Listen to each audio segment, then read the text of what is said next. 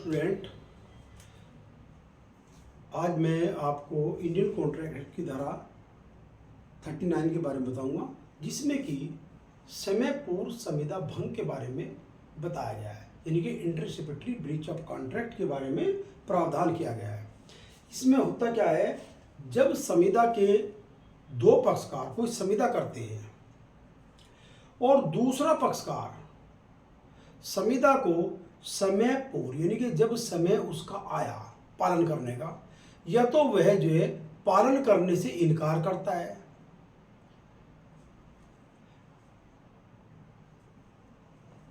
समय पर संविदा का पालन करने से इनकार करता है या अपने को निर्योग्य बना लेता है, तब दूसरा पक्षकार संविदा का, जिसका जो निर्दोष पक्षकार है, ये संविदा का अंत कर सकेगा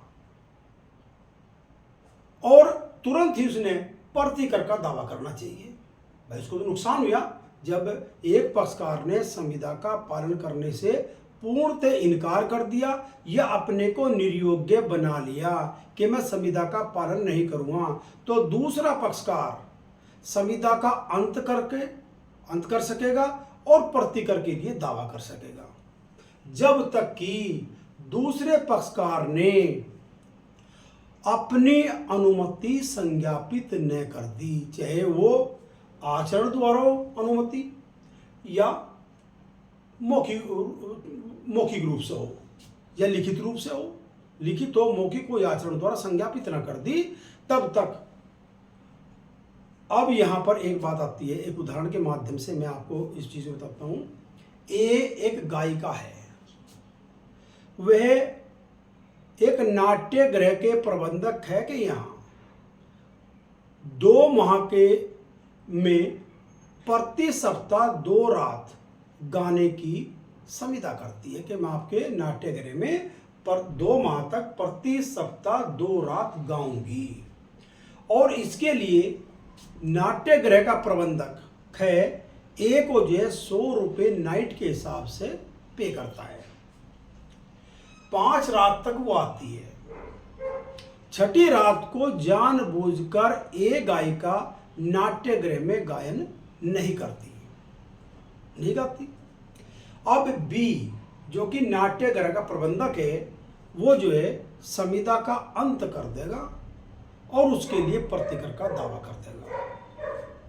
नंबर 1, यदि वह 7वीं रात को आती है गाने के लिए और वहां प्रबंधक बी उसको इनकार नहीं करता, यानी कि दावा किया ही नहीं संविदा भंग के लिए, अब जो है 7वीं रात वो आती है और उसको जो है अनुमति दे देता है गाने की, अब जो है प्रबंधक बी संविदा का अंत नहीं कर सकता, क्योंकि उसके पास एक असर था, उसने तुरंत संविदा का अंत कर देना चाहिए था, लेकिन उसकी अनुमति से, बी की अनुमति से ए 7वीं रात को गाती है, तो यहां पर बी प्रबंधक केवल 6ठी रात को न गाने के लिए प्रतिकर का दावा कर सकता है, बस वो संविदा का अंत नहीं कर सकता। यही बात जो है 39 में बताई गई है। यही दृष्टांत है, दो दृष्टांत है, दोनों के बारे में मैंने आपसे इसके बारे में बताया। एक केस है रास बिहारी वर्षित नृत्य गोपाल, कलकत्ता उच्च न्यायालय केस है 1906 का। इस केस में एक व्यक्ति ने दूसरे व्यक्ति के साथ शक्कर क्रय करने की 2 संविदाएं की। अब विक्रेता ने क्रेता के पास जो है शक्कर भेज दी, लेकिन उसने लेने से इनकार कर दिया क्योंकि 2 संविधाएं अलग अलग थी। अब वहां पर विक्रेता ने दूसरी संविदा के अंतर्गत भी शक्कर नहीं दी। दूसरे पक्षकार ने, यानी कि पहली संविदा तो समाप्त होगी, दूसरी संविदा के अंतर्गत जो है क्रेता ने विक्रेता के ऊपर मुकदमा चलाया कि इसने जो है संविदा भंग की। तो यहां पर जो है ये संविदा भंग मानेगा और जो क्रेता है बी से प्रतिकर प्राप्त करने का अधिकारी है। न्यायालय ने कहा कि एक संविदा से इनकार कर दिया तो दूसरी संविदा तो अभी जीवित थी, आपने दूसरी संविदा का अनुपालन क्यों नहीं किया। इसी प्रकार से एक दूसरा केस है सुल्तान चंद वर्सी सीलर, ये भी कलकत्ता उच्च न्यायालय का 1878 का। इसमें जो है 200 टन अलसी का तेल अप्रैल और मई माह में खरीदा विक्रेता से क्रेता ने, और इसका जो डिलीवरी करनी थी अप्रैल और मई माह में करनी थी। विक्रेता ने कुछ तेल जो है भेज दिया, और इसमें हाँ एक शर्त और थी, इसमें शर्त थी कि डिलीवरी पर ही पैसा अदा किया जाएगा। जैसे डिलीवरी हो जाएगी वैसे ही जो है क्रेता पैसा विक्रेता से अदा कर देगा। यहाँ पर जो है कुछ तेल डिलीवर कर दिया गया और उसने जो उसमें से कुछ पैसा दे दिया और कुछ पैसा हिसाब किताब करने के नाते कि मैं हिसाब किताब व्यवस्थित कर लूँ उसके बाद पैसा दे दूँगा, कुछ हिसाब रोक लिया। वहाँ पर विक्रेता ने तेल का परिधान बंद कर दिया। क्रेता ने विक्रेता के विरुद्ध संविदा भंग का वाद चलाया। ए ने यानी कि विक्रेता ने कहा कि भाई मैंने तो इसलिए तेल नहीं दिया था आपने क्योंकि डिलीवरी पर ही पैसा देना था और आपने पैसा नहीं दिया, इसीलिए मैंने आगे तेल नहीं दिया आपसे। तो वहाँ न्यायालय ने कहा कि नहीं, ये संविदा भंग है। उसका एक सद्भावना पूर्वक केवल हिसाब किताब व्यवस्थित करने के लिए उसने रोक किया था आपका पेमेंट, उसे संविदा समाप्त नहीं की थी, इसीलिए आप ये प्रतिकर देने के लिए दायी है। एक केस है इसमें रोचेस्टर बनाम डेलाटूर 1853 का केस है ये इंग्लिशवाद।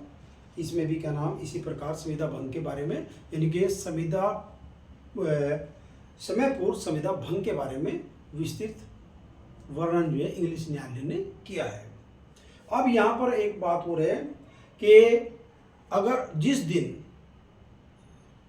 संविदा का अनुपालन नहीं किया गया था या संविदा से इनकार किया गया था या अपने को निर्योग्य बना लिया था तो दूसरा पक्षकार जो है संविदा भंग कर सकता था और संविदा भंग करके जो उसके लिए प्रतिकर वसूल करने का हकदार होता है।